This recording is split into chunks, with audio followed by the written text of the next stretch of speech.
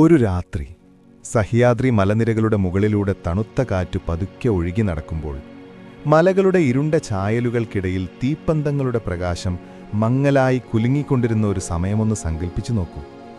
ആ മലകളുടെ താഴ്വരകളിൽ കാറ്റു മാത്രമാണ് സംസാരിച്ചിരുന്നത്. പാറക്കോട്ടകളുടെ മുകളിലൂടെ രാത്രി പതുക്കെ പടരുകയായിരുന്നു. അവിടെ സാമ്രാജ്യങ്ങളുടെ പതാകകൾക്കല്ല, സ്വാതന്ത്ര്യത്തിൻ്റെ ഒരു സ്വപ്നത്തിനായിരുന്നു ജനനം. വലിയ സൈന്യങ്ങൾ, വലിയ രാജാക്കന്മാർ, വലിയ സാമ്രാജ്യങ്ങൾ, അവയെല്ലാം നിലകൊണ്ടിരുന്ന കാലത്ത് ഈ മലനിരകളുടെ ഇടയിൽ ഒരു യുവരാജകുമാരൻ ശാന്തമായി വളർന്നുകൊണ്ടിരുന്നു. അവനിപ്പോഴും ഒരു രാജാവായിരുന്നില്ല, ഒരു സാമ്രാജ്യത്തിൻ്റെ സ്ഥാപകനായിരുന്നില്ല. എന്നാൽ മലകൾ ഇതിനകം തന്നെ അവനെ തിരിച്ചറിഞ്ഞിരുന്നു. കാറ്റ് അവൻ്റെ പേരിനെ വഹിച്ചുകൊണ്ടിരുന്നു. കോട്ടകളുടെ മതിലുകൾ അവൻ്റെ കാലടികൾ കാത്തിരുന്നതുപോലെ നിശബ്ദമായി നിന്നു. സഹ്യാദ്രി മലനിരകളുടെ നിശബ്ദ രാത്രികളിൽ ഒരു പുതിയ ചരിത്രം പതുക്കെ രൂപം കൊണ്ടുകൊണ്ടിരുന്നു. ആ യുവരാജകുമാരൻ, പിന്നീട് ലോകമറിയാൻ പോകുന്ന പേര് ശിവാജി. 1630 ആണ്ട് ഫെബ്രുവരി മാസത്തിലെ ആ തണുത്ത രാത്രിയിൽ ജുന്നാർ നഗരത്തിന് കാവൽ നിൽക്കുന്ന ശിവനേരി കോട്ടയുടെ മുകളിൽ നക്ഷത്രങ്ങൾ അതിശയിപ്പിക്കുന്ന തിളക്കത്തോടെ നിന്നു. ആകാശത്തിൻ്റെ നീലിമയിൽ മേഘങ്ങൾ പതുക്കെ നീങ്ങുന്നുണ്ടായിരുന്നു. കോട്ടയുടെ കരിങ്കൽ ഭിത്തികളിൽ തട്ടി പ്രതിധ്വനിക്കുന്ന കാറ്റിന് ഒരു പുതിയ കഥ പറയാനുണ്ടായിരുന്നു. കുന്നിൻ മുകളിലെ പാറക്കെട്ടുകൾക്കിടയിലൂടെ ഒഴുകുന്ന കാറ്റ് താഴെ താഴ്വരയിലെ ഗ്രാമങ്ങളിലേക്ക് ഒരു ശുഭവാർത്ത എത്തിക്കാൻ ധൃതി കൂട്ടി. ശിവനേരി കോട്ടയുടെ ഉള്ളിൽ വലിയ എണ്ണവിളക്കുകൾ മന്ദമായി കത്തുന്നുണ്ടായിരുന്നു. ഭിത്തികളിൽ നിഴലുകൾ നൃത്തം ചെയ്തു. അവിടെ തന്റെ പ്രിയപ്പെട്ട മകന്റെ വരവിനായി കാത്തിരുന്ന ജിജാബായി ശിവായി ദേവിയുടെ പ്രതിഷ്ഠയ്ക്ക് മുന്നിൽ പ്രാർത്ഥനയോടെയിരുന്നു. അവരുടെ മനസ്സിൽ ഭയമായിരുന്നില്ല, മറിച്ചൊരു വലിയ നിശ്ചയദാർഢ്യമായിരുന്നു. അക്കാലത്ത് ചുറ്റുമുള്ള സാമ്രാജ്യങ്ങൾ പരസ്പരം പോരടിച്ചുകൊണ്ടിരുന്നു. ജനങ്ങൾ സമാധാനത്തിനായി ദാഹിച്ചു. ആ സമാധാനം കൊണ്ടുവരാൻ പോകുന്ന ഒരു നായകൻ ജനിക്കാൻ പോകുന്ന നിമിഷമായിരുന്നു അത്. പെട്ടെന്ന് ആ നിശബ്ദതയെ ഭേദിച്ചുകൊണ്ട് ഒരു കുഞ്ഞിൻ്റെ കരച്ചിൽ കോട്ടയുടെ അകത്തളങ്ങളിൽ മുഴങ്ങി. അതൊരു വെറും കരച്ചിലായിരുന്നില്ല, ഒരു പുതിയ യുഗത്തിൻ്റെ ശംഖുലിയായിരുന്നു. പണ്ടുമുതൽക്കേ കാവൽ നിന്നിരുന്ന സഹ്യാദ്രി മലനിരകൾ ആ ശബ്ദം കേട്ടു. പാറക്കൂട്ടങ്ങൾക്കിടയിലെ കാറ്റ് ആ വാർത്തയുമായി മലകളിലേക്ക് പറന്നു. ജിജാബായി ആ കുഞ്ഞിനെ കൈകളിലെടുത്തു. അവൻ ശിവാജി എന്ന് വിളിക്കപ്പെട്ടു. കാലം പതുക്കെ ഒഴുകി. ശിവനേരിയിലെ മണ്ണിൽ കളിച്ചു വളരുന്ന ബാലനായ ശിവാജിയുടെ ലോകം ആ വലിയ കരിങ്കൽ മതിലുകളും താഴെ കാണുന്ന അനന്തമായ മലനിരകളുമായിരുന്നു. അച്ഛനായ ഷഹാജി രാജെ തൻ്റെ പോരാട്ടങ്ങളുടെയും ജോലികളുടെയും തിരക്കിലായിരുന്നു. ശിവാജിയുടെ ലോകത്തെ രൂപപ്പെടുത്തിയത് അമ്മയായ ജിജാബായി ആയിരുന്നു. ഓരോ വൈകുന്നേരവും സൂര്യൻ മലകൾക്ക് പിന്നിൽ മറയുമ്പോൾ കോട്ടയുടെ വരാന്തയിലിരുന്ന് അവർ ശിവാജിക്ക് കഥകൾ പറഞ്ഞുകൊടുക്കും. രാമായണത്തിലെ രാമന്റെ ധീരതയും മഹാഭാരതത്തിലെ കൃഷ്ണന്റെ തന്ത്രങ്ങളും ധർമ്മത്തിനായി പോരാടിയ വീരന്മാരുടെ കഥകളും ആ ബാലന്റെ മനസ്സിൽ ആഴത്തിൽ പതിഞ്ഞു. ജിജാബായി വെറുമൊരമ്മയായിരുന്നില്ല, മറിച്ച് ശിവാജിയുടെ ആദ്യത്തെ ഗുരുവായിരുന്നു. നമ്മുടെ മണ്ണ് നമുക്ക് സ്വന്തമായിരിക്കണം എന്നവരെപ്പോഴും അവനോട് പറഞ്ഞു. വിദേശ സാമ്രാജ്യങ്ങളുടെ അധീനതയിലുള്ള ഈ ഭൂമിയിൽ സ്വന്തം ജനതയ്ക്കായി ഒരു സ്വതന്ത്ര രാജ്യം പണിയുക എന്ന സ്വപ്നം ആ കുഞ്ഞു ഹൃദയത്തിൽ അവർ നട്ടുപിടിപ്പിച്ചു. രാത്രികളിൽ കോട്ടയുടെ മുകളിൽ നിന്ന് താഴെ കിലോമീറ്ററുകളോളം പരന്നുകിടക്കുന്ന സഹ്യാദ്രി മലനിരകളിലേക്ക് ശിവാജി മണിക്കൂറുകളോളം ഇരിക്കും. ചന്ദ്രപ്രകാശത്തിൽ തിളങ്ങുന്ന ആ മലനിരകൾ അവനോടെന്തോ സംസാരിക്കാനുണ്ടായിരുന്നു. കാറ്റിലിളകുന്ന മരങ്ങൾ അവനെ വണങ്ങുന്നതുപോലെ തോന്നി. ഓരോ പാറക്കൂട്ടവും ഓരോ രഹസ്യങ്ങൾ ഒളിപ്പിച്ചു വെച്ചതുപോലെ നിന്നു. ഈ സമയത്താണ് ദാദോജി കൊണ്ടുദേവ് എന്ന വയോധികനായ ബുദ്ധിമാൻ ശിവാജിയുടെ ജീവിതത്തിലേക്ക് വരുന്നത്. ഒരു പിതാവിനെ പോലെ അദ്ദേഹം ശിവാജിയെ സ്നേഹിച്ചു. കുതിരസവാരിയും ആയുധവിദ്യയും ഭരണതന്ത്രങ്ങളും അദ്ദേഹം ആ ബാലനെ പഠിപ്പിച്ചു. എന്നാൽ പുസ്തകങ്ങളിൽ നിന്നുള്ള അറിവിനേക്കാൾ ശിവാജി പഠിച്ചത് ആ മലകളിൽ നിന്നായിരുന്നു. ദാദോജി കൊണ്ടുദേവിനൊപ്പം പൂണെയിലെ ജാഗിറിലേക്ക് മാറിയ ശിവാജി അവിടെയുള്ള മലയോര പ്രദേശങ്ങളിൽ തൻ്റെ സമയം ചെലവഴിക്കാൻ തുടങ്ങി. 14-15 വയസ്സുള്ളപ്പോൾ ശിവാജി തനിച്ചും കൂട്ടുകാരുമായി സഹ്യാദ്രിയിലെ കാടുകളിലൂടെ അലഞ്ഞു നടന്നു. മാവൽ മേഖലയിലെ കഠിനാധ്വാനികളായ യുവാക്കൾ അവനോടൊപ്പം കൂടി. അവർ അവനെ തങ്ങളുടെ നേതാവായി കണ്ടു. ആ യുവാക്കൾക്ക് കാടിൻ്റെ ഓരോ വഴികളും മലകളിലെ ഓരോ ഗുഹകളും അറിയാമായിരുന്നു. ശിവാജി അവരോടൊപ്പം നിലത്തിരുന്ന് ഭക്ഷണം കഴിച്ചു. അവരുടെ വേദനകൾ കേട്ടു. ഒരു രാജകുമാരന്റെ ഗർവില്ലാതെ സാധാരണക്കാരിൽ സാധാരണക്കാരനായി മാറി. മാവൽ പ്രദേശത്തെ ആ വനങ്ങളിൽ വെച്ചാണ് ശിവാജി തന്റെ ആദ്യത്തെ സൈന്യത്തെ രൂപപ്പെടുത്തിയത്. അവരെ അദ്ദേഹം മാവലകൾ എന്ന് വിളിച്ചു. അവർക്ക് വലിയ കുതിരപ്പടയോ ആധുനിക ആയുധങ്ങളോ ഇല്ലായിരുന്നു. എന്നാൽ അവർക്ക് ആ മലകളെയും ശിവാജിയെയും അഗാധമായി ഇഷ്ടമായിരുന്നു. ഓരോ കുന്നും ഓരോ കോട്ടയാണെന്നും ഓരോ മരവും ഒരു പടയാളിയാണെന്നും ശിവാജി അവരെ പഠിപ്പിച്ചു. സഹ്യാദ്രിയുടെ തണുത്ത കാറ്റ് ശിവാജിയുടെ മുടിയിലകളിൽ തലോടി കടന്നുപോയി. അവനൊരു കുന്നിൻ മുകളിൽ നിന്ന് ദൂരെയുള്ള ഒരു കോട്ടയിലേക്ക് നോക്കി. തോർണ കോട്ട. ആകാശം മുട്ടി നിൽക്കുന്ന ആ കോട്ട വിജയനഗരത്തിന്റെ പഴയ പ്രതാപം ഓർമ്മിപ്പിച്ചു. പക്ഷെ അതിപ്പോൾ സുൽത്താനറ്റിന്റെ കൈവശമായിരുന്നു. തന്റെ ചുറ്റുമുള്ള യുവാക്കളുടെ കണ്ണുകളിലേക്ക് ശിവാജി നോക്കി. അവിടെ ജിജാബായി പകർന്നു നൽകിയ അതേ തീക്ഷ്ണമായ സ്വപ്നം തിളങ്ങുന്നതവൻ കണ്ടു. കാറ്റ് വീണ്ടും ശക്തിയായി വീശി. വനത്തിലെ ഇലകൾക്കിടയിലൂടെ ഒരു രഹസ്യം പോലെ ആ കാറ്റു മന്ത്രിച്ചു. സ്വപ്നങ്ങളിൽ നിന്ന് യാഥാർത്ഥ്യത്തിലേക്ക് മാറാനുള്ള സമയമായിരിക്കുന്നു. ഒരു രാത്രിയിൽ ആകാശത്ത് നക്ഷത്രങ്ങൾ സാക്ഷിയായി നിൽക്കെ ശിവാജി തന്റെ വിശ്വസ്തരായ കൂട്ടുകാരെ വിളിച്ചു. അവർ പരസ്പരം കൈകോർത്തു. അവിടെ ഒരു സാമ്രാജ്യത്തിന്റെ അല്ല, മറിച്ച് ഒരു ജനതയുടെ ആത്മാഭിമാനത്തിന്റെ തുടക്കം കുറിക്കപ്പെട്ടു. അടുത്ത നിമിഷം എന്ത് സംഭവിക്കുമെന്ന് മലകൾക്കറിയാമായിരുന്നു. നിശബ്ദമായ രാത്രിയിൽ ഒരു ചെറുസംഘം യുവാക്കൾ തോർണ കോട്ടയുടെ വശങ്ങളിലൂടെ പതുക്കെ മുകളിലേക്ക് കയറാൻ തുടങ്ങി. പാദശബ്ദങ്ങൾ പോലും കേൾപ്പിക്കാതെ നിഴലുകൾ പോലെ അവർ നീങ്ങി. ശിവാജി അവരുടെ മുന്നിലുണ്ടായിരുന്നു. അവന്റെ ഉള്ളിൽ ജിജാബായിയുടെ വാക്കുകളും ദാദോജി കൊണ്ടുദേവിന്റെ പാഠങ്ങളും സഹ്യാദ്രിയുടെ കരുത്തും ഒത്തുചേർന്നു. തോർണക്കോട്ടയുടെ വാതിലുകൾ ആ നിശബ്ദതയിൽ തുറക്കപ്പെടാൻ പോകുകയായിരുന്നു. ഒരു പുതിയ ചരിത്രത്തിന്റെ ആദ്യ അധ്യായം ആ കോട്ടമതിലുകളിൽ എഴുതപ്പെടാൻ നിമിഷങ്ങൾ മാത്രം ബാക്കി. കാറ്റു മലകളിലൂടെ പതുക്കെ വീണ്ടും വീശി. ദൂരെയുള്ള കോട്ടയിൽ ഒരു തീപ്പന്തം മാത്രം മങ്ങി കത്തിക്കൊണ്ടിരുന്നു. മലനിരകൾ വീണ്ടും നിശബ്ദമായി. രാത്രി കൂടുതൽ ആഴത്തിലായി. ആ നിശബ്ദതയിൽ ഒരു വലിയ മാറ്റത്തിന്റെ കാൽപ്പെരുമാറ്റം ദൂരെ എവിടെയോ കേൾക്കാമായിരുന്നു. സഹ്യാദ്രി മലനിരകളിൽ രാത്രിയുടെ ഇരുട്ട് കനം തൂങ്ങി നിന്നു. മരങ്ങൾക്കിടയിലൂടെ വീശുന്ന കാറ്റിന് ഒരുതരം നിഗൂഢതയുണ്ടായിരുന്നു. ദൂരെ ആകാശം മുട്ടി നിൽക്കുന്ന മലമുകളിൽ തോർണാക്കോട്ട ഒരു ഭീമനെ പോലെ നിശബ്ദമായി ഉറങ്ങിക്കിടക്കുന്നു. ആ കരിങ്കൽ ഭിത്തികൾക്ക് നൂറ്റാണ്ടുകളുടെ കഥകൾ പറയാനുണ്ടായിരുന്നു. യുദ്ധങ്ങളുടെയും വിജയങ്ങളുടെയും പരാജയങ്ങളുടെയും കഥകൾ. എന്നാൽ ആ രാത്രിയിൽ ആ കോട്ട ഒരു പുതിയ ചരിത്രത്തിന് സാക്ഷ്യം വഹിക്കാൻ പോകുകയായിരുന്നു. താഴ്വരയിലെ വനത്തിനുള്ളിൽ ഉണങ്ങിയ ഇലകൾ അനങ്ങുന്ന ശബ്ദം പോലും കേൾപ്പിക്കാതെ ഒരു ചെറുസംഘം യുവാക്കൾ നീങ്ങുന്നുണ്ടായിരുന്നു. അവരുടെ മുന്നിൽ കയ്യിലൊരു വാളുമായി 16കാരനായ ശിവാജി പതുക്കെ നടന്നു. അവനോടൊപ്പം വിശ്വസ്തരായ താനാജി മാലുസരയും യേസാജി കങ്കും മറ്റു മാവിലകളുമുണ്ടായിരുന്നു. അവരുടെ ശ്വാസോച്ഛ്വാസം പോലും കാറ്റിൽ ലയിച്ചു ചേർന്നു. ആരും സംസാരിച്ചില്ല. അവരുടെ കണ്ണുകളിൽ ഉറച്ച ലക്ഷ്യവും ഹൃദയത്തിൽ ജിജാബായി പകർന്നു നൽകിയ ധീരതയും മാത്രമായിരുന്നു ഉണ്ടായിരുന്നത്. തോർണാക്കോട്ട. സമുദ്രനിരപ്പിൽ നിന്ന് ആയിരക്കണക്കിനടി ഉയരത്തിൽ സ്ഥിതി ചെയ്യുന്ന ആ കോട്ട ബിജാപൂർ സുൽത്താനേറ്റിന്റെ അധികാരത്തിലായിരുന്നു. എന്നാൽ അതിന്റെ കാവൽക്കാർക്ക് ആ രാത്രിയിലെ നിശബ്ദതയിൽ ഒളിഞ്ഞിരുന്ന അപകടത്തെക്കുറിച്ച് ഒരറിവുമുണ്ടായിരുന്നില്ല. ശിവാജി പതുക്കെ മുകളിലേക്ക് നോക്കി.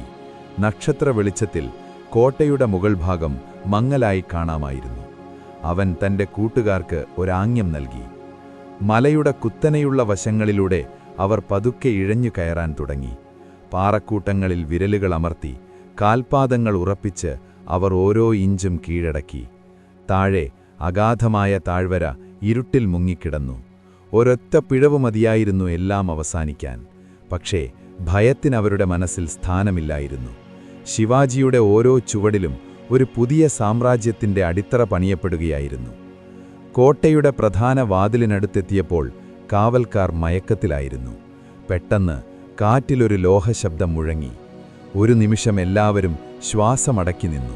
ഒരു കാട്ടുപക്ഷി ദൂരെ എവിടെയോ കരഞ്ഞു. കാവൽക്കാർ ഉണർന്നില്ല. ശിവാജി പതുക്കെ മുന്നോട്ട് നീങ്ങി.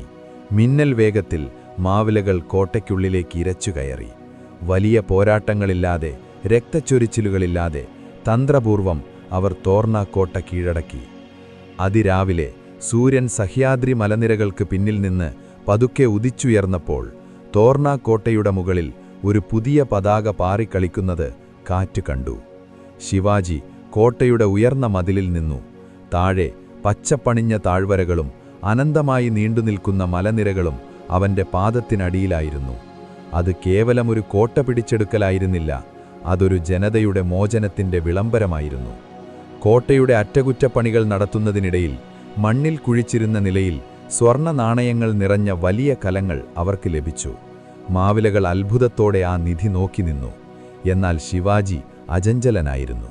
ഇതെനിക്കുള്ളതല്ല, ഇത് ഭവാനി ദേവി നമുക്ക് നൽകിയ അനുഗ്രഹമാണ്. നമ്മുടെ സ്വരാജ്യം കെട്ടിപ്പടുക്കാൻ ഈ ധനം ഉപയോഗിക്കും, അവൻ പ്രഖ്യാപിച്ചു. ആ നിധി ഉപയോഗിച്ച് തൊട്ടടുത്തുള്ള കുന്നിൽ രാജ്ഗഡ് എന്ന മനോഹരമായ കോട്ട അവൻ പണിയാൻ തുടങ്ങി. ഈ വാർത്ത കാട്ടുതീ പോലെ പടർന്നു. ബിജാപൂർ സുൽത്താനേറ്റിന്റെ കൊട്ടാരങ്ങളിൽ ഈ വാർത്തയെത്തിയപ്പോൾ അവർക്ക് വിശ്വസിക്കാനായില്ല. ഒരു ചെറിയ ബാലൻ തങ്ങളുടെ വലിയൊരു കോട്ട പിടിച്ചെടുത്തിരിക്കുന്നു.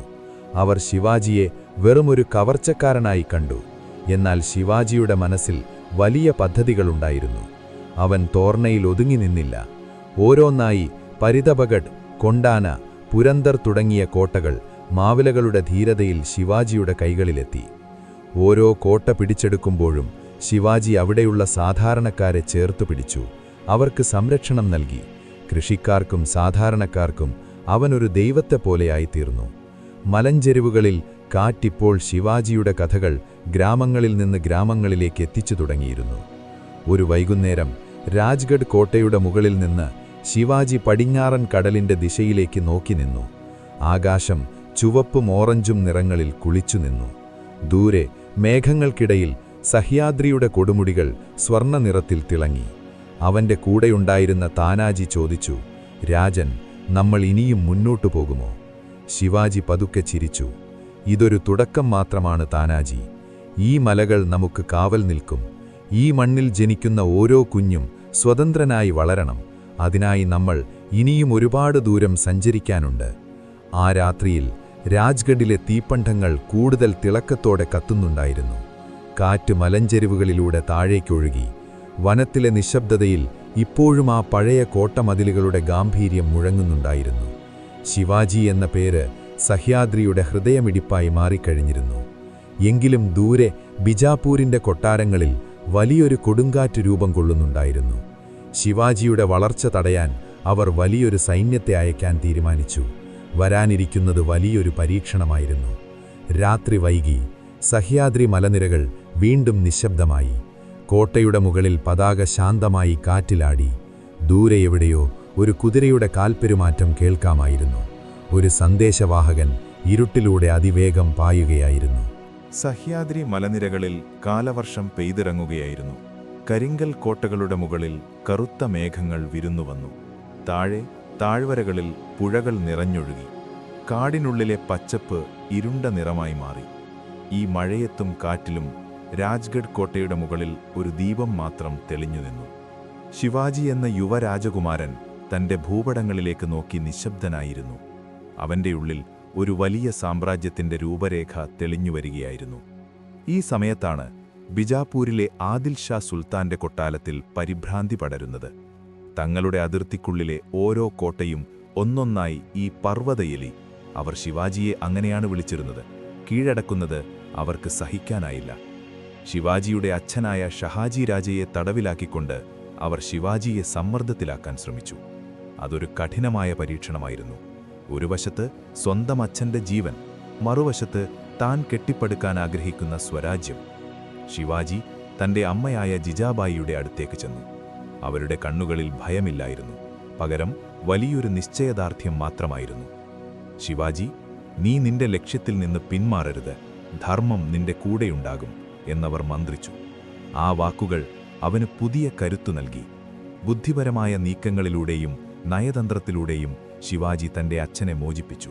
അതൊരു വലിയ വിജയമായിരുന്നു, യുദ്ധം ചെയ്യാതെ നേടിയ വിജയം. ഇപ്പോൾ ശിവാജി തന്റെ ശ്രദ്ധ മാവൽ പ്രദേശങ്ങളിലേക്ക് തിരിച്ചു. അവിടുത്തെ ഓരോ ഗ്രാമത്തിലും അവൻ നേരിട്ടെത്തി. ഓരോ കർഷകന്റെയും ഓരോ പോരാളിയുടെയും പേരവൻ അറിയാമായിരുന്നു. അവൻ അവരോടൊപ്പം നിലത്തിരുന്ന് ഭക്ഷണം കഴിച്ചു. ഇതെന്റെ കോട്ടയല്ല, നമ്മുടെ കോട്ടയാണ്. ഇതെന്റെ നാടല്ല, നമ്മുടെ നാടാണ് എന്നവൻ അവരോട് പറഞ്ഞു. മാവലുകൾക്ക് ശിവാജി വെറുമൊരു നേതാവായിരുന്നില്ല, അവരുടെ ജീവനായിരുന്നു. ആ സമയത്താണ് ദാദോജി കൊണ്ടദേവ് എന്ന തന്റെ പ്രിയപ്പെട്ട ഗുരു മരണപ്പെടുന്നത്. ശിവാജിക്കതൊരു വലിയ ആഘാതമായിരുന്നു. തന്റെ പിതാവിനെപ്പോലെ വഴി നടത്തിയ ആ മനുഷ്യൻ പോയപ്പോൾ ശിവാജിക്ക് മനസ്സിലായി, ഇനി താൻ ഒറ്റയ്ക്കാണ് ഈ വഴി വെട്ടിത്തെളിയിക്കേണ്ടതെന്ന്. രാജ്ഗഡിന്റെ മുകളിൽ നിന്ന് താഴെ മൂടൽമഞ്ഞു പുതച്ച താഴ്വരകളിലേക്ക് നോക്കി അവൻ ഏറെ നേരം നിന്നു. കാറ്റവന്റെ കാതുകളിൽ ധൈര്യം പകർന്നു.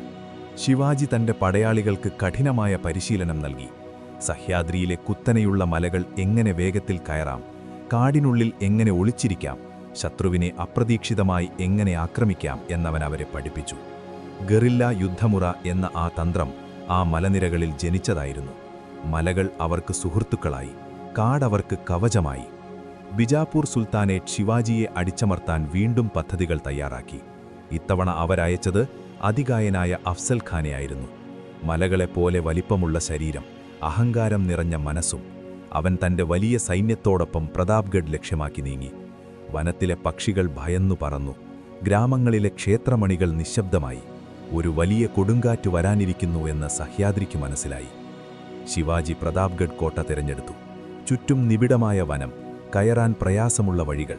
അഫ്സൽ ഖാന്റെ വലിയ സൈന്യത്തിന് ആ വനത്തിനുള്ളിൽ ഒന്നും ചെയ്യാൻ കഴിയില്ലെന്ന് ശിവാജിക്കറിയാമായിരുന്നു. അവൻ ശാന്തനായി കാത്തിരുന്നു. തന്റെ വിശ്വസ്തരായ മാവലുകളെ കാടിന്റെ രഹസ്യ ഇടങ്ങളിൽ ഒളിപ്പിച്ചു നിർത്തി. കൂടിക്കാഴ്ചയ്ക്കുള്ള ദിവസം അടുത്തു. കോട്ടയുടെ താഴെയുള്ള താഴ്വരയിൽ ഒരു വലിയ പന്തലൊരുക്കി. അഫ്സൽ ഖാൻ തന്റെ ആയുധങ്ങളുമായി പതുക്കെ നടന്നുവന്നു. ശിവാജി തന്റെ ചെറിയ ശരീരവുമായി അവന് മുന്നിൽ നിന്നു. ഖാനിന്റെ ഉള്ളിൽ പരിഹാസമായിരുന്നു. അവൻ ശിവാജിയെ കെട്ടിപ്പിടിക്കാനെന്നവണ്ണം അടുത്തു ചെന്നു. പക്ഷേ ആ കെട്ടിപ്പിടുത്തത്തിൽ ഒളിപ്പിച്ചുവച്ചിരുന്ന കഠാര ശിവാജിയുടെ പുറത്തു തട്ടി. ശിവാജി നേരത്തെ തന്നെ കരുതിയിരുന്ന പുലിനഖം അഥവാ വാഗ് നഖ് ഉപയോഗിച്ച് ഖാനെ നേരിട്ടു. ആ നിമിഷം പ്രതാപ്ഗഡിലെ കാടുകളിൽ ഒരു ഗർജനം മുഴങ്ങി. അഫ്സൽ ഖാൻ നിലം പതിച്ചു. അതോടെ മറഞ്ഞിരുന്ന മാവലുകൾ ശത്രുസൈന്യത്തിന്മേൽ ഇരച്ചുകയറി. ബിജാപൂർ സൈന്യം ചിതറിയോടി. കാടിന്റെ ഓരോ കോണിൽ നിന്നും മാവലുകൾ ഉയർന്നുവന്നു. യുദ്ധം അവസാനിച്ചു. പ്രതാപ്ഗഡിലെ മണ്ണിൽ വീണ്ടും നിശ്ശബ്ദത പടർന്നു. കൊല്ലപ്പെട്ട ശത്രുക്കളെപ്പോലും അന്തസ്സോടുകൂടി അടക്കം ചെയ്യാൻ ശിവാജി ഉത്തരവിട്ടു. വിജയത്തിന്റെ ലഹരിയല്ല, മറിച്ച് കടമയുടെ ഗൗരവമായിരുന്നു അവന്റെ മുഖത്ത്. സന്ധ്യയായി. സഹ്യാദ്രി മലനിരകൾക്കു മുകളിൽ ചന്ദ്രൻ പതുക്കെ ഉദിച്ചുയർന്നു. കോട്ടയിലെ തീപ്പന്തങ്ങൾ കാറ്റിൽ ആടിക്കൊണ്ടിരുന്നു. താഴെ താഴ്വരയിൽ ഒരു നരിയുടെ ഓരിയിടൽ കേട്ടു. കാറ്റു വീണ്ടും പതുക്കെ വീശാൻ തുടങ്ങി. ഒരു പുതിയ ചരിത്രം രക്തം കൊണ്ട് എഴുതപ്പെട്ട രാത്രിയായിരുന്നു അത്. എങ്കിലും വടക്കുനിന്ന് മറ്റൊരു നിഴൽ പതുക്കെ നീങ്ങുകയായിരുന്നു. മുഗൾ സാമ്രാജ്യത്തിന്റെ നിഴൽ. ഔറംഗസീബ് എന്ന ചക്രവർത്തി ശിവാജിയുടെ പേര് കേട്ടു തുടങ്ങിയിരുന്നു. വരാനിരിക്കുന്നത് ഇതിലും വലിയ പോരാട്ടങ്ങളായിരുന്നു. സഹ്യാദ്രി മലനിരകളുടെ ശിഖരങ്ങളിൽ മൂടൽമഞ്ഞ് പുതഞ്ഞു നിന്ന ഒരു പ്രഭാതം. പ്രതാപ്ഗഡിലെ വിജയത്തിനു ശേഷം കാറ്റ് മാറിയാണ് വീശുന്നത്. ആ വിജയത്തിന്റെ വാർത്ത ദക്ഷിണേന്ത്യയിലെ സുൽത്താനേറ്റുകളെ മാത്രമല്ല, വടക്ക് ഡൽഹിയിലെ മുഗൾ സിംഹാസനത്തെയും നടുക്കിയിരുന്നു. ബിജാപൂർ സൈന്യത്തിന്റെ പതനം ഒരു തുടക്കം മാത്രമായിരുന്നു. ഇപ്പോൾ പടിഞ്ഞാറൻ ഡെക്കാൻ പീഠഭൂമിയിലുടനീളം ശിവാജി എന്ന പേര് ഒരു മന്ത്രം പോലെ മുഴങ്ങിക്കൊണ്ടിരുന്നു. ഗ്രാമങ്ങളിലെ കർഷകർ ഭയമില്ലാതെ വിതയ്ക്കാനിറങ്ങി. കാരണം അവർക്കറിയാമായിരുന്നു മലമുകളിൽ തങ്ങളെ കാക്കാനൊരു കണ്ണുണ്ടെന്ന്. രാജ്ഗഡ് കോട്ടയുടെ വിശാലമായ വരാന്തയിൽ ശിവാജി മഹാരാജ് നിശബ്ദനായി നടക്കുകയായിരുന്നു. അവന്റെ കണ്ണുകൾ ദൂരെയുള്ള കുന്നുകളിലായിരുന്നു. പൻഹാല, വിശാൽഗഡ്, ഓരോ കോട്ടയും ഓരോ അടയാളങ്ങളായിരുന്നു. തന്റെ പക്കലുള്ള സൈന്യം വലുതല്ലായിരിക്കാം, പക്ഷേ ഓരോ മാവലന്റെയും ഉള്ളിൽ കത്തുന്ന തീയ്ക്ക് ഒരു സാമ്രാജ്യത്തെ മുഴുവൻ ദഹിപ്പിക്കാനുള്ള ശക്തിയുണ്ടെന്ന് അവനറിയാമായിരുന്നു. അമ്മ ജിജാബായി അപ്പോഴും അവന് തണലായി കൂടെയുണ്ടായിരുന്നു. മകനെ, വിജയം നമ്മെ അഹങ്കാരികളാക്കരുത്, മറിച്ച് കൂടുതൽ ഉത്തരവാദിത്തമുള്ളവരാക്കണം. അവരുടെ ഈ വാക്കുകൾ ശിവാജിയുടെ കാതുകളിൽ എപ്പോഴും മുഴങ്ങിക്കൊണ്ടിരുന്നു. ഈ സമയത്താണ് മുഗൾ ചക്രവർത്തി ഔറംഗസീബ് തന്റെ അമ്മാവനായ ഷൈസ്താ ഖാനെ ഒരു കൂറ്റൻ സൈന്യത്തോടൊപ്പം ദക്ഷിണദേശത്തേക്ക് അയക്കുന്നത്. ലക്ഷക്കണക്കിന് പടയാളികൾ, ആയിരക്കണക്കിന് കുതിരകൾ, ആനപ്പട. മുഗൾ സൈന്യം നീങ്ങുമ്പോൾ ഭൂമി കുലുങ്ങുന്നതുപോലെ തോന്നി. അവർ പുണേ നഗരം പിടിച്ചെടുക്കുകയും ശിവാജിയുടെ ബാല്യകാല സ്മരണകൾ ഉറങ്ങുന്ന ലാൽ മഹൽ തന്റെ താവളമാക്കുകയും ചെയ്തു. മുഗൾ സൈന്യത്തിന്റെ സാന്നിധ്യം ആ പ്രദേശത്തെ ജനങ്ങളെ ഭീതിയിലാഴ്ത്തി. ലാൽ മഹലിനു ചുറ്റും കനത്ത കാവലേർപ്പെടുത്തി. ഷൈസ്താ ഖാൻ കരുതിയത് ശിവാജി ഭയന്ന് മലകളിൽ ഒളിച്ചിരിക്കുകയാണെന്നാണ്. എന്നാൽ സഹ്യാദ്രിയുടെ പുത്രന് മറ്റൊരു പദ്ധതിയുണ്ടായിരുന്നു. ആയിരക്കണക്കിന് മുഗൾ പടയാളികൾക്ക് നടുവിൽ അവരുടെ മൂക്കിന് താഴെ ഇരുന്നുകൊണ്ട് തന്നെ അവരെ നേരിടുക എന്നതായിരുന്നു ശിവാജിയുടെ തന്ത്രം. അതീവ രഹസ്യമായി അദ്ദേഹം തന്റെ വിശ്വസ്തരായ 400ഓളം മാവലുകളെ തിരഞ്ഞെടുത്തു. ഒരു രാത്രിയിൽ ഒരു വിവാഹ സംഘത്തിന്റെ മറവിൽ അവർ പുണേ നഗരത്തിലേക്ക് പ്രവേശിച്ചു. നഗരം നിശബ്ദമായിരുന്നു. മുഗൾ പടയാളികൾ അമിത വിശ്വാസത്തിൽ ആഴത്തിലുള്ള ഉറക്കത്തിലായിരുന്നു. കാറ്റുപോലും ശ്വാസമടക്കി പിടിച്ചു നിന്ന നിമിഷം. രാത്രിയുടെ 2ാം യാമത്തിൽ ശിവാജിയും സംഘവും ലാൽ മഹലിന്റെ പിന്നിലെ മതിൽ തുറന്ന് അകത്തുകടന്നു. പാദശബ്ദങ്ങൾ പോലും കേൾപ്പിക്കാതെ അവർ ഓരോ മുറിയും പിന്നിട്ടു. പെട്ടെന്ന് കാവൽക്കാർ ഉണർന്നു. വാളുകൾ കൂട്ടിമുട്ടുന്ന ശബ്ദം രാത്രിയുടെ നിശബ്ദതയെ ഭേദിച്ചു. പരിഭ്രാന്തനായ ഷൈസ്താഖാൻ ജനലിലൂടെ രക്ഷപ്പെടാൻ ശ്രമിച്ചു. എന്നാൽ മിന്നൽ വേഗത്തിൽ പാഞ്ഞെത്തിയ ശിവാജിയുടെ വാൾ ഖാന്റെ വിരലുകൾ അറുത്തെടുത്തു. ഭാഗ്യം കൊണ്ട് മാത്രം ഖാൻ രക്ഷപ്പെട്ടു. പക്ഷേ അവന്റെ അഭിമാനം ആ മണ്ണിൽ തകർന്നു വീണു. ഒരു വലിയ സൈന്യത്തെ വെറും 400 പേർ ചേർന്ന് തോൽപ്പിച്ചിരിക്കുന്നു. ലാൽ മഹലിലെ തീപ്പണ്ടങ്ങൾ അണഞ്ഞു. ശിവാജിയും സംഘവും സിംഹഗഡ് കോട്ട ലക്ഷ്യമാക്കി പായുകയായിരുന്നു. മുഗൾ സൈന്യം അവരെ പിന്തുടരാൻ ശ്രമിച്ചെങ്കിലും മലനിരകളിലെ രഹസ്യവഴികൾ അറിയാമായിരുന്ന മാവലുകൾ ഇരുട്ടിൽ മറഞ്ഞു. അടുത്ത ദിവസം സൂര്യൻ ഉദിച്ചപ്പോൾ ഷൈസ്താഖാൻ തന്റെ മുറിഞ്ഞ വിരലുകളുമായി പുണെ വിട്ടുപോയി. മുഗൾ സാമ്രാജ്യത്തിന്റെ ചരിത്രത്തിൽ ഇത്രയും വലിയൊരു അപമാനം അവർ നേരിട്ടിരുന്നില്ല. ഈ വിജയത്തിനു ശേഷം ശിവാജി വിശ്രമിച്ചില്ല. തന്റെ ജനതയുടെ ക്ഷേമത്തിനായി അവന് ധനം ആവശ്യമായിരുന്നു. മുഗൾ സാമ്രാജ്യത്തിന്റെ ഏറ്റവും വലിയ വ്യാപാര കേന്ദ്രമായിരുന്ന സൂറത്ത് ലക്ഷ്യമാക്കി അവൻ നീങ്ങി. സൂറത്തിലെ സമ്പത്ത് തന്റെ സ്വരാജ്യത്തിന്റെ അടിത്തറ ഭദ്രമാക്കാൻ അവൻ ഉപയോഗിച്ചു. ഇത് ഔറംഗസീബിനെ കൂടുതൽ പ്രകോപിപ്പിച്ചു. ചക്രവർത്തി തന്റെ ഏറ്റവും മികച്ച സേനാപതിയായ മിർസ രാജ ജയ്സിംഗിനെ ശിവാജിയെ നേരിടാൻ അയച്ചു. ജയ്സിംഗ് വെറുമൊരു പോരാളിയായിരുന്നില്ല, മികച്ച തന്ത്രജ്ഞനും കൂടിയായിരുന്നു. അദ്ദേഹം പുരന്ദർ കോട്ട വലഞ്ഞു. മാസങ്ങളോളം ആ ഉപരോധം നീണ്ടുനിന്നു. സഹ്യാദ്രിയിലെ കാറ്റിൽ ഇപ്പോൾ യുദ്ധത്തിന്റെ ഗന്ധമായിരുന്നു. മുഗൾ പീരങ്കികൾ കോട്ടമതിലുകളെ തകർക്കാൻ ശ്രമിച്ചുകൊണ്ടിരുന്നു. ശിവാജിയുടെ വിശ്വസ്തനായ മുരാർബാജി ദേശ്പാണ്ഡെ പുരന്ദരനെ സംരക്ഷിക്കാൻ വീരമൃത്യു വരിച്ചു. ആ വാർത്ത കേട്ടപ്പോൾ ശിവാജിയുടെ ഹൃദയം നൊന്തു. തന്റെ ജനത ഇനിയും രക്തം ചിന്തുന്നത് കാണാൻ അദ്ദേഹം ആഗ്രഹിച്ചില്ല. ഒരു സന്ധ്യാനേരത്ത് ശിവാജി പുരന്ദർ കോട്ടയുടെ മുകളിൽ നിന്ന് താഴേക്ക് നോക്കി. മുഗൾ സൈന്യത്തിന്റെ ആയിരക്കണക്കിന് തീപ്പണ്ടങ്ങൾ താഴെ നക്ഷത്രക്കുട്ടങ്ങൾ പോലെ തിളങ്ങുന്നു. തന്റെ ഓരോ പടയാളിയും ഓരോ രത്നമാണെന്നും അവരുടെ ജീവൻ വിലപ്പെട്ടതാണെന്നും അദ്ദേഹം തിരിച്ചറിഞ്ഞു. യുദ്ധത്തേക്കാൾ ഇപ്പോൾ നയതന്ത്രമാണ് ആവശ്യമെന്ന് ആ മനസ്സ് മന്ത്രിച്ചു. അവൻ ജയ്സിംഗുമായി ചർച്ചയ്ക്ക് തയ്യാറായി. ആ ചർച്ചയുടെ ഫലമായിരുന്നു പ്രസിദ്ധമായ പുരന്ദർ ഉടമ്പടി. താൻ ഇത്രയും കാലം അധ്വാനിച്ചുണ്ടാക്കിയ 23 കോട്ടകൾ മുഗളന്മാർക്ക് വിട്ടുകൊടുക്കേണ്ടി വന്നപ്പോൾ ശിവാജിയുടെ ഉള്ളിൽ ഒരു കടലിരമ്പുകയായിരുന്നു. പക്ഷേ അത് തോൽവിയായിരുന്നില്ല, മറിച്ച് ഒരു വലിയ കുതിപ്പിനു മുൻപുള്ള 2 അടി പിന്നോട്ട് വെക്കലായിരുന്നു. കോട്ടകൾ പോയാലും തന്റെ ജനതയുടെ ആത്മവിശ്വാസം തകർന്നിട്ടില്ലെന്ന് അദ്ദേഹത്തിനറിയാമായിരുന്നു. രാജ്ഗഡിലേക്ക് തിരികെ പോകുമ്പോൾ ശിവാജി താൻ വിട്ടുകൊടുത്ത ഓരോ കോട്ടയെയും നോക്കി. ഇവയെല്ലാം ഞാൻ തിരികെ വാങ്ങും. ഇതിലും വലിയ കരുത്തോടെ അദ്ദേഹം ഉള്ളിലുറപ്പിച്ചു. കാറ്റ് മലഞ്ചെരുവുകളിലൂടെ താഴേക്ക് വീശി. ആ നിശബ്ദതയിൽ സഹ്യാദ്രി മലനിരകൾ തന്റെ പ്രിയപുത്രന്റെ വേദന അറിയുന്നുണ്ടായിരുന്നു. രാത്രിയായി. രാജ്ഗഡിലെ ജിജാബായിയുടെ മുറിയിൽ ഒരു ചെറിയ വിളക്കു മാത്രം കത്തുന്നു. ശിവാജി അവരുടെ മടിയിൽ തലചായ്ച്ചു കിടന്നു. പുറത്ത് കാറ്റ് മരങ്ങളെ ഉലച്ചുകൊണ്ടിരുന്നു. ദൂരെ എവിടെയോ ഒരു മൂണ കരയുന്നത് കേൾക്കാം. സഹ്യാദ്രിയിലെ നിശബ്ദതയിൽ പുതിയൊരു തന്ത്രം രൂപം കൊള്ളുകയായിരുന്നു. അടുത്ത യാത്ര ദൂരേക്കായിരുന്നു, ആഗ്രയിലെ മുഗൾ കൊട്ടാരത്തിലേക്ക്. സഹ്യാദ്രി മലനിരകളുടെ തണലിൽ നിന്ന് ഏറെ അകലെ ഉത്തരേന്ത്യയുടെ പരന്നതും വരണ്ടതുമായ സമതലങ്ങളിലൂടെ ശിവാജി മഹാരാജും അദ്ദേഹത്തിന്റെ ചെറിയൊരു സംഘവും സഞ്ചരിക്കുകയായിരുന്നു. കൂടെ മകൻ ശംഭാജിയുമുണ്ട്. പുറകിൽ തന്റെ പ്രിയപ്പെട്ട പച്ചപ്പണിഞ്ഞ മലനിരകൾ മങ്ങിക്കൊണ്ടിരുന്നു. അന്തരീക്ഷത്തിൽ സഹ്യാദ്രിയിലെ തണുത്ത കാറ്റിനു പകരം ഉത്തരേന്ത്യയിലെ ചൂടുപിടിച്ച പൊടി നിറഞ്ഞ കാറ്റായിരുന്നു. ആഗ്രയിലെ മുഗൾ കൊട്ടാരത്തിലേക്കുള്ള ഈ യാത്ര ഒരു നയതന്ത്ര ദൗത്യമായിരുന്നു. പക്ഷെ ശിവാജിയുടെ ഉള്ളിൽ ഒരു ജാഗ്രത എപ്പോഴും ഉണർന്നിരുന്നു. മുഗൾ ചക്രവർത്തി ഔറംഗസീബ് വിരിച്ച ഈ ക്ഷണം ഒരു ബഹുമതിയോ അതോ വലിയൊരു ചതിയോ എന്ന കാലം തെളിയിക്കേണ്ടിയിരുന്നു. ഓരോ ചുവടിലും അദ്ദേഹം തന്റെ ചുറ്റുപാടും നിരീക്ഷിച്ചുകൊണ്ടിരുന്നു. വഴിയിലെ ഓരോ സത്രങ്ങളും കോട്ടകളും മുഗൾ സൈന്യത്തിന്റെ വിന്യാസവും ആ സൂക്ഷ്മദൃഷ്ടിയിൽ പതിഞ്ഞുകൊണ്ടിരുന്നു. ആഗ്ര നഗരം ആഡംബരങ്ങളുടെ നടുവിലായിരുന്നു. കൂറ്റൻ കരിങ്കൽ മതിലുകളാൽ ചുറ്റപ്പെട്ട ആഗ്ര കോട്ട സൂര്യപ്രകാശത്തിൽ തിളങ്ങി നിന്നു. 1666 ആണ്ട് മെയ് മാസം 12-ാം തീയതി ശിവാജി ഔറംഗസീബിന്റെ കൊട്ടാരസഭയായ ദിവാനി ഈ ആമിലേക്ക് പ്രവേശിച്ചു. രാജസഭയിൽ സുഗന്ധദ്രവ്യങ്ങളുടെ കനത്ത ഗന്ധവും വലിയ സ്വർണ്ണവിളക്കുകളുടെ പ്രകാശവും നിറഞ്ഞുനിന്നു. ചക്രവർത്തി തന്റെ മയൂരസിംഹാസനത്തിൽ അതിയായ ഗർവോടെയിരുന്നു. സഭാംഗങ്ങളെല്ലാം ഭയഭക്തിയോടെ തലകുനിച്ചു നിന്നു. എന്നാൽ സഹ്യാദ്രിയുടെ സിംഹം തന്റെ തല ഉയർത്തിപ്പിടിച്ച് തന്നെ നടന്നു. താൻ നേരിട്ട ഏറ്റവും വലിയ ശത്രുവിനെ അർഹമായ ബഹുമാനത്തോടെ സ്വീകരിക്കാൻ ചക്രവർത്തി തയ്യാറായില്ല. ശിവാജിയെ താഴ്ന്ന പദവിയുള്ള പഞ്ചഹസാരി, അതായത് 5000 പടയാളികളുടെ നായകൻ, ഉദ്യോഗസ്ഥരുടെ നിരയിലാണ് നിർത്തിയത്. സഹ്യാദ്രിയുടെ സിംഹത്തിന് അത് അസഹനീയമായ അപമാനമായിരുന്നു. തന്റെ രാജ്യത്തിന്റെ പരമാധികാരത്തെയും സ്വന്തം ആത്മാഭിമാനത്തെയും ചോദ്യം ചെയ്ത ചക്രവർത്തിയുടെ നടപടിയെ അദ്ദേഹം അവിടെ വെച്ച് തന്നെ ശക്തമായി എതിർത്തു. സഭയുടെ നിശബ്ദതയെ ഭേദിച്ചുകൊണ്ട് ശിവാജിയുടെ ഗാംഭീര്യമുള്ള ശബ്ദം മുഴങ്ങി. രാജസഭയിൽ പരിഭ്രാന്തി പടർന്നു. ചക്രവർത്തിയുടെ മുഖത്ത് ക്രോധം നിഴലിച്ചു. ശിവാജി അവിടെ നിന്നിറങ്ങിപ്പോയി. അതോടെ ആഗ്രയിലെ രാംസിംഗ് കുതിരാലയത്തിന് സമീപമുള്ള വസതിയിൽ ശിവാജിയും മകനും തടവിലാക്കപ്പെട്ടു. പുറത്ത് ആയിരക്കണക്കിന് മുഗൾ പടയാളികൾ കാവൽ നിന്നു. രക്ഷപ്പെടുക എന്നത് അസാധ്യമായൊരു സ്വപ്നമായി തോന്നി. ചുറ്റും ശത്രുക്കൾ, കണ്ണെത്താ ദൂരത്തോളം മുഗൾ സാമ്രാജ്യത്തിന്റെ അതിരുകൾ. ദിവസങ്ങൾ ആഴ്ചകളായി മാറി. ആഗ്രയിലെ രാത്രികൾ നിശബ്ദവും ദുസ്സഹവുമായിരുന്നു. തടവറയുടെ ജനലിലൂടെ ആകാശത്തെ ദൂരെയുള്ള നക്ഷത്രങ്ങളെ നോക്കി ശിവാജി മണിക്കൂറുകളോളം ഇരുന്നു. അദ്ദേഹം തന്റെ മനസ്സിനെ ഹിമാലയം പോലെ ശാന്തമാക്കി. പുറമേ നിസ്സഹായനായി തോന്നിപ്പിച്ചെങ്കിലും ഉള്ളിലൊരഗ്നിപർവ്വതം പുകയുന്നുണ്ടായിരുന്നു. കോപത്തേക്കാൾ തന്ത്രമാണിപ്പോൾ ആവശ്യമെന്ന് അദ്ദേഹം തന്റെ അനുയായികളോട് മന്ത്രിച്ചു. സഹ്യാദ്രിയിലെ കാടുകളിൽ ഒളിപ്പോര് നടത്തുന്നതുപോലെയല്ല ഇത്.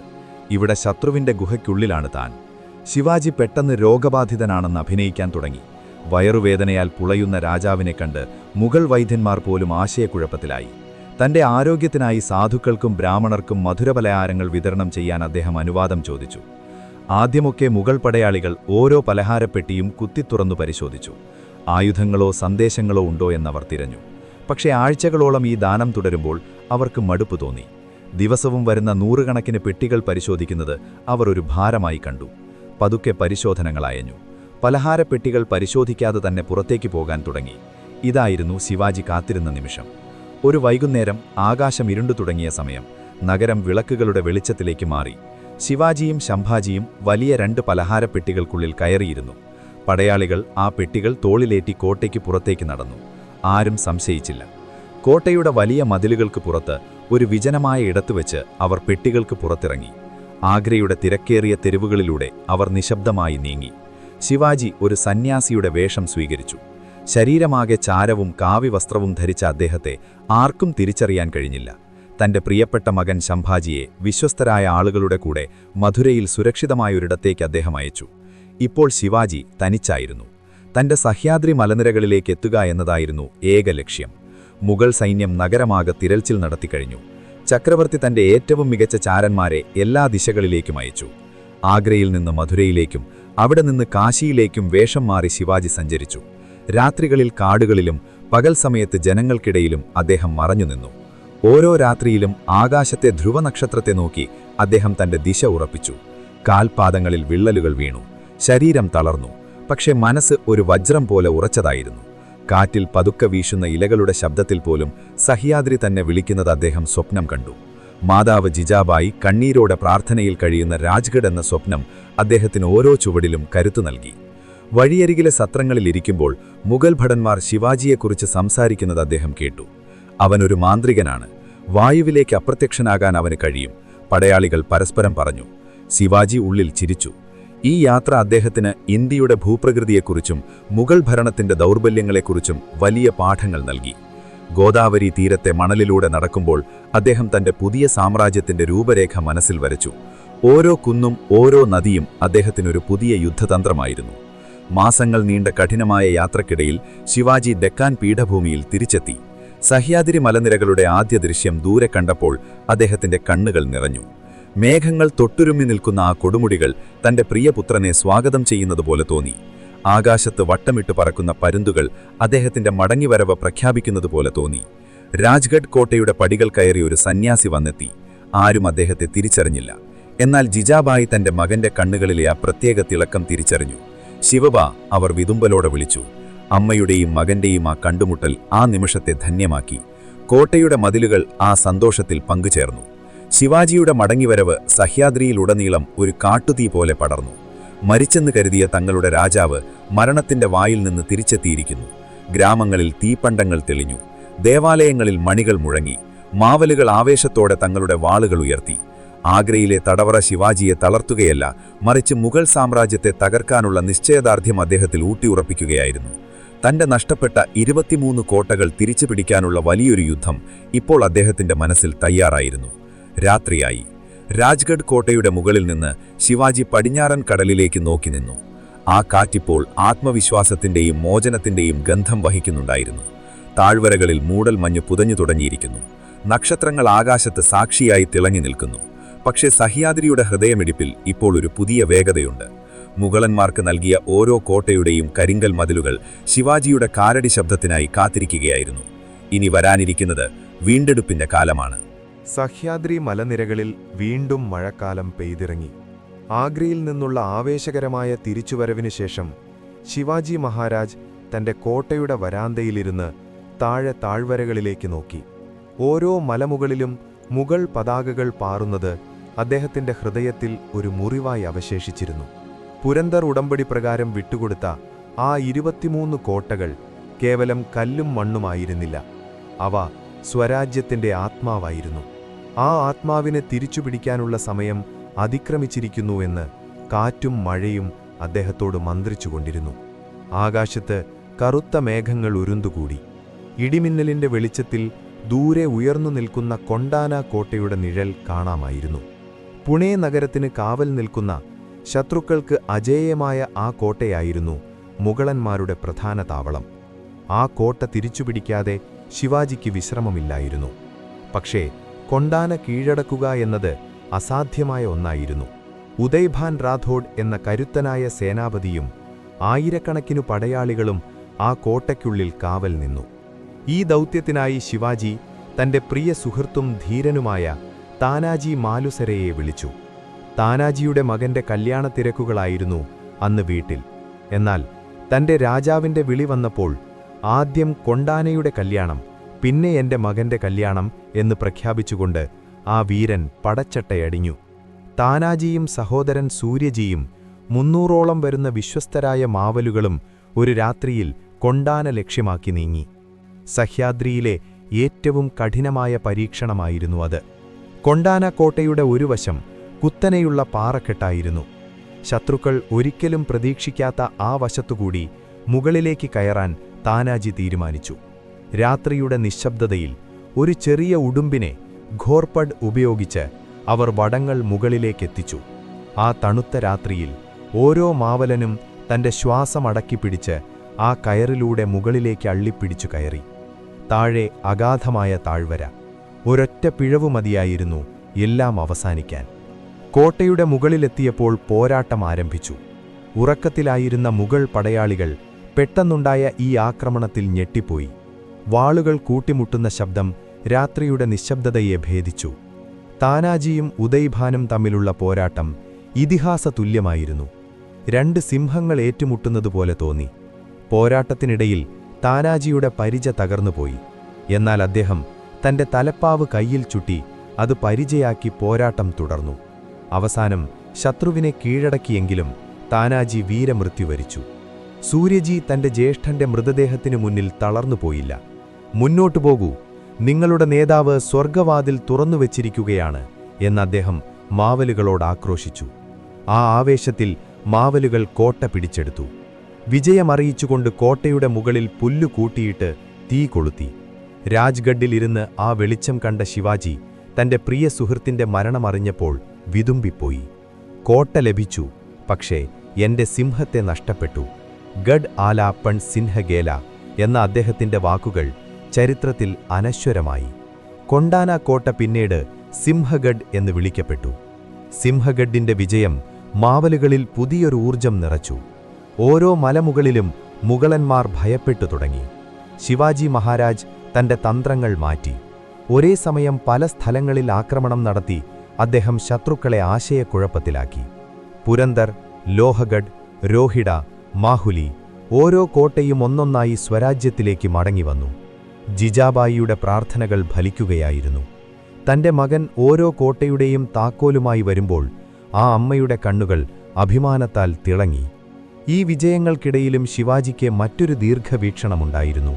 ശത്രുക്കൾ കരയിലൂടെ മാത്രമല്ല കടലിലൂടെയും വരുമെന്ന് അദ്ദേഹം മുൻകൂട്ടി കണ്ടു. കൊങ്കൺ തീരത്തെ സംരക്ഷിക്കാൻ അദ്ദേഹം ശക്തമായ ഒരു നാവികപ്പട രൂപം കൊടുത്തു. സിന്ധുദുർഗ് തുടങ്ങിയ സമുദ്രകോട്ടകൾ പണിതു. ഒരു ഇന്ത്യൻ ഭരണാധികാരി സമുദ്രത്തിന്റെ പ്രാധാന്യം തിരിച്ചറിഞ്ഞ അപൂർവം നിമിഷമായിരുന്നു അത്. കടൽ കൈവശമുള്ളവന്റേതാണ് ഭൂമി എന്ന് അദ്ദേഹം വിശ്വസിച്ചു. സഹ്യാദ്രിയിലെ കാറ്റും അറബിക്കടലിന്റെ തിരമാലകളും ഇപ്പോൾ ശിവാജിയുടെ കൽപ്പനകൾക്കായി കാത്തിരുന്നു. വർഷങ്ങൾ കടന്നുപോയി. മുഗളന്മാരും ബിജാപൂർ സുൽത്താനേറ്റും എത്ര ശ്രമിച്ചിട്ടും ശിവാജിയെ തളർത്താൻ കഴിഞ്ഞില്ല. അദ്ദേഹം വെറുമൊരു പോരാളിയായിരുന്നില്ല, തന്റെ ജനതയുടെ ഹൃദയം തൊട്ടറിഞ്ഞ ഭരണാധികാരിയായിരുന്നു.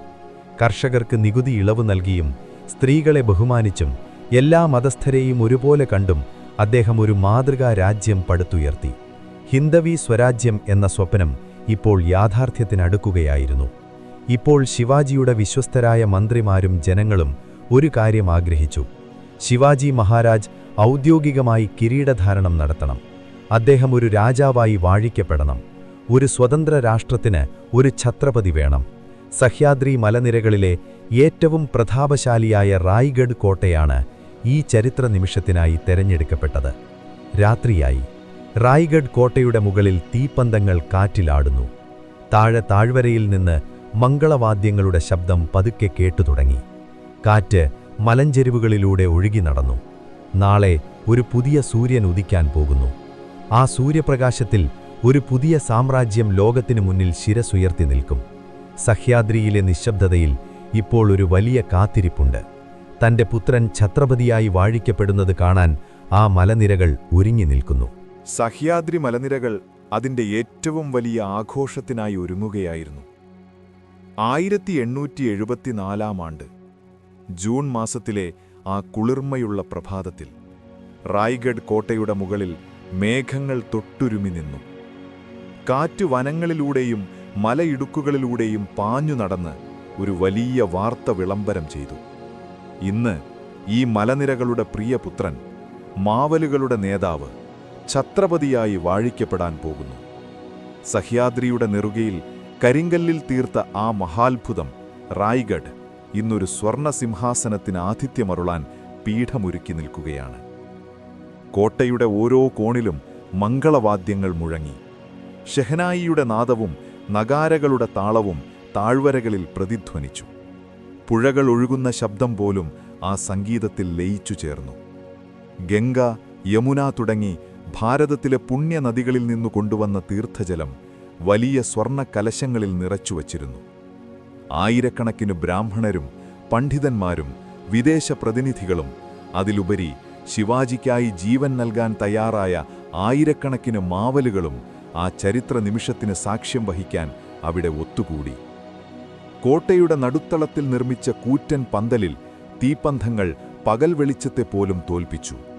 സുഗന്ധദ്രവ്യങ്ങളുടെയും ഹോമകുണ്ഡങ്ങളിലെ പുകയുടെയും ഗന്ധം അന്തരീക്ഷത്തിൽ പടർന്നു.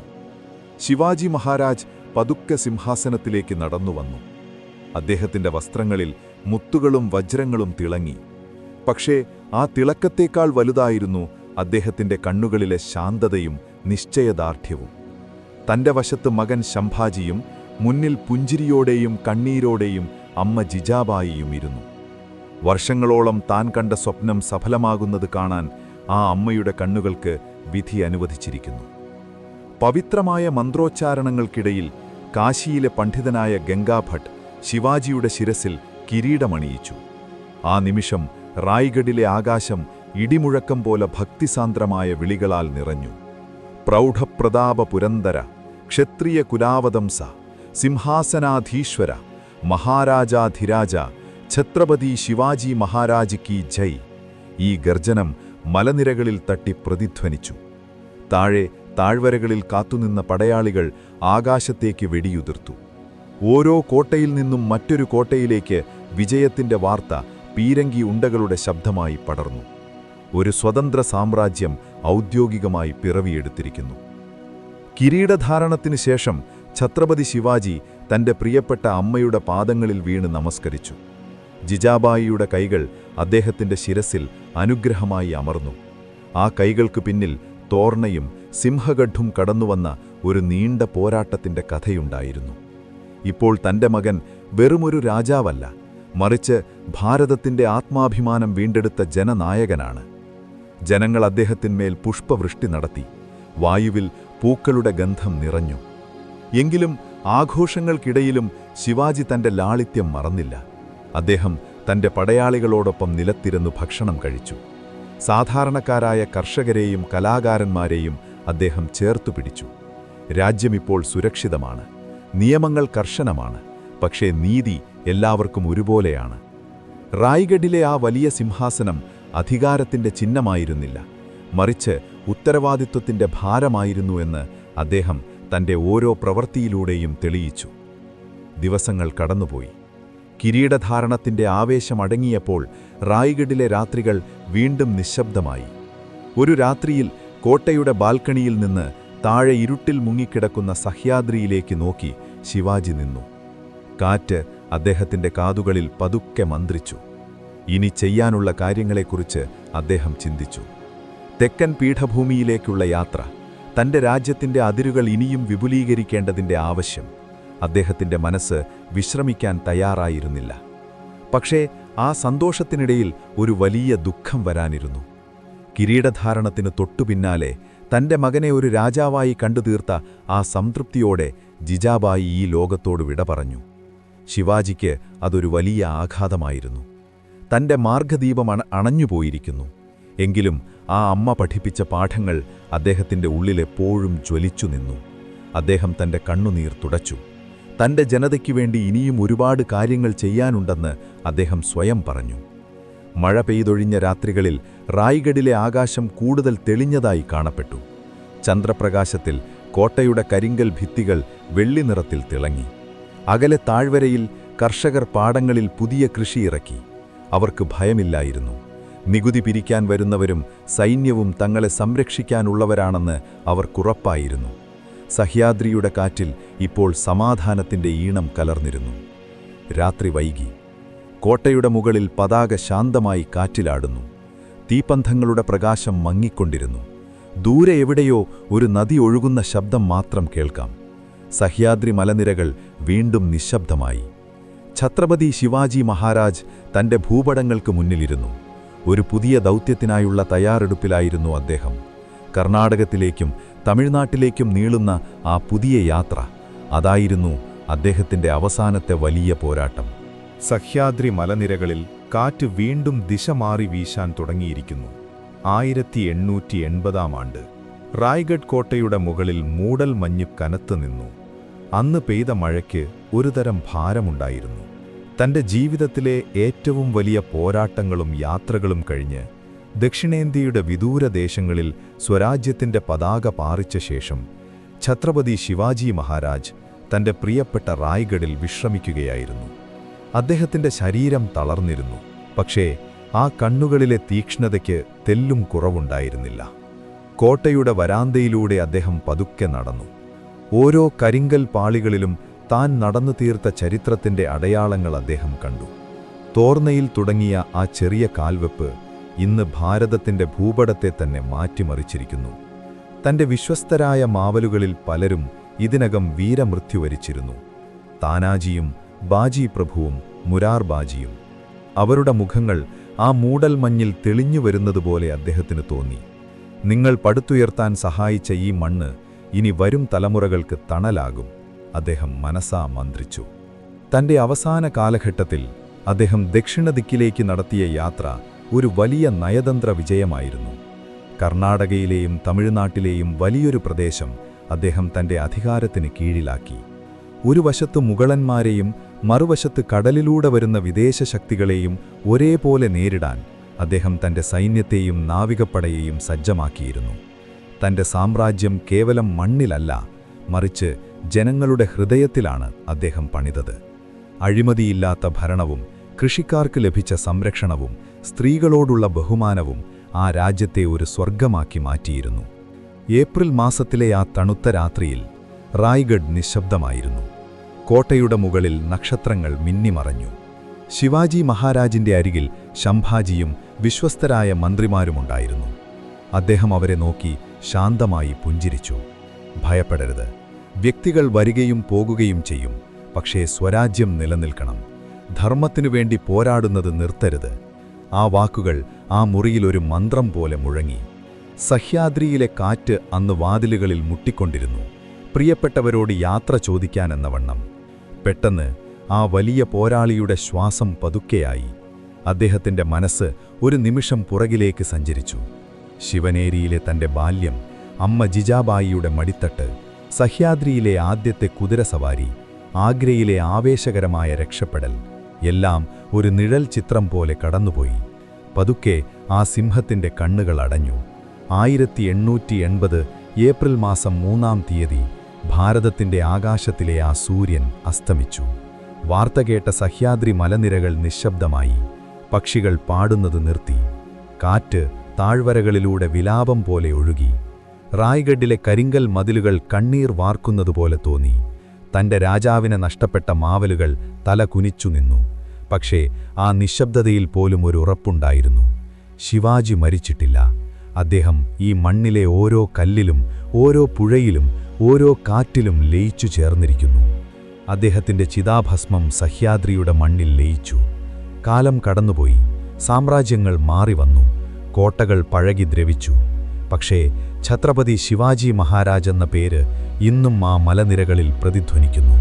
ഇന്നും രാത്രികളിൽ റായ്ഗഡിനു മുകളിലൂടെ കാറ്റു വീശുമ്പോൾ പഴയ വാളുകൾ കൂട്ടിമുട്ടുന്ന ശബ്ദവും കുതിരകളുടെ കാൽപ്പെരുമാറ്റവും ഒരു ജനത്തിന്റെ വീര്യവും അവിടെ അനുഭവിക്കാൻ കഴിയും. അദ്ദേഹം പകർന്നു നൽകിയ സ്വാതന്ത്ര്യത്തിന്റെ കനൽ ഇന്നും ഓരോ ഭാരതീയന്റെ ഉള്ളിലും എരിയുന്നു.